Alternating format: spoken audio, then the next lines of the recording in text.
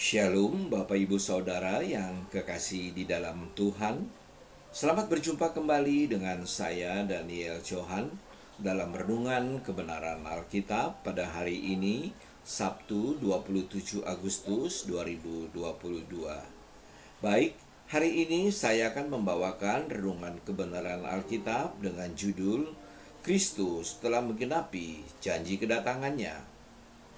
Mungkin sebagian besar orang percaya berpikir, bagaimana mungkin Kristus telah menggenapi janji kedatangannya? Sementara peristiwa akhir zaman yang tertulis di Matius 24, Markus 13, dan Lukas 21 belum terjadi.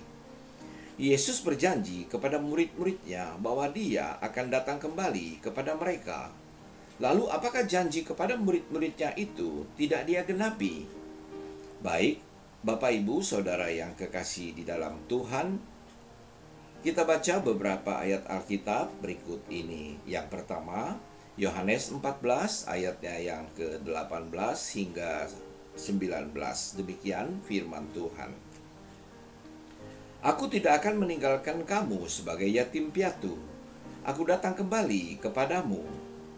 Tinggal sesaat lagi dan dunia tidak akan melihat aku lagi. Tetapi kamu melihat aku, sebab aku hidup dan kamu pun akan hidup.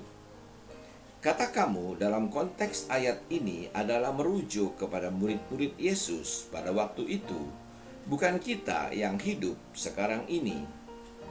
Banyak orang mempercayai bahwa jika Yesus datang kembali, maka dunia akan melihat Dia. Apakah kepercayaan yang demikian sesuai dengan perkataan Alkitab? Di Yohanes 14 ayatnya yang ke-19 tadi, Yesus berkata, Ia hanya akan menyatakan dirinya kepada orang percaya, bukan kepada dunia. Yang kedua, Matius 14 ayatnya yang ke-28 hingga 29, demikian firman Tuhan.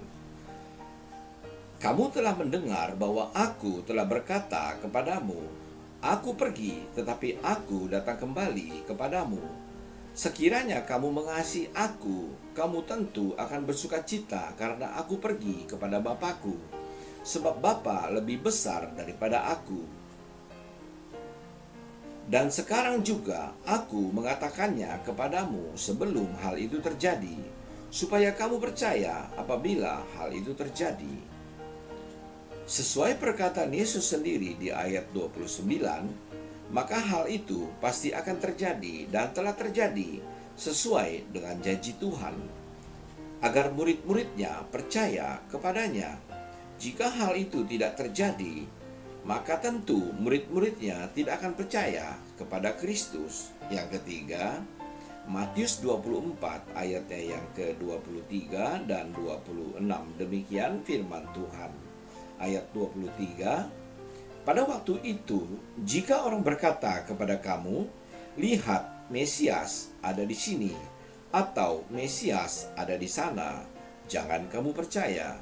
Ayat 26, jadi apabila orang berkata kepadamu, lihat, ia ada di padang gurun, janganlah kamu pergi ke situ, atau lihat, ia ada di dalam bilik, janganlah kamu percaya. Yesus bernubuat kepada murid-muridnya bahwa kelak Mesias-Mesias palsu dan nabi-nabi palsu akan muncul. Kehadiran Allah tidak lagi seperti di padang gurun atau di dalam bilik bait suci. Akan tetapi, Kristus hadir di dalam hati orang percaya sebagai baitnya. Kristus Tuhan hanya satu kali saja menyatakan dirinya dalam rupa manusia untuk menghapus dosa. Anda dapat baca nanti di surat Ibrani 9 ayatnya yang ke-26. Yang keempat, Yesaya 40 ayatnya yang ke-18 dan 25. Demikian firman Tuhan ayat 18. Jadi dengan siapa hendak kamu samakan Allah, dan apa yang dapat kamu anggap serupa dengan Dia? Ayat 25, dengan siapa hendak kamu samakan aku? Seakan-akan aku seperti Dia, firman yang maha kudus. Allah bukanlah manusia. Sang firman mengambil rupa seorang hamba. Itu hanya bersifat sementara saja. dalam rangka menghapus dosa dunia. Itulah karya keselamatan yang Kristus lakukan di atas kayu salib. Yang kelima, Matius 10 ayatnya yang ke-23, demikian firman Tuhan. Apabila mereka menganiaya kamu dalam kota yang satu, larilah ke kota yang lain. Karena aku berkata kepadamu, sesungguhnya sebelum kamu selesai mengunjungi kota-kota Israel, Anak Manusia sudah datang. Peristiwa penganiayaan ini terjadi saat peristiwa penghancuran kota Yerusalem dan runtuhnya bait Allah yang dinubuatkan oleh Yesus di Matius 24, Markus 13, dan Lukas 21. Pada peristiwa itu, Kristus datang di atas awan-awan.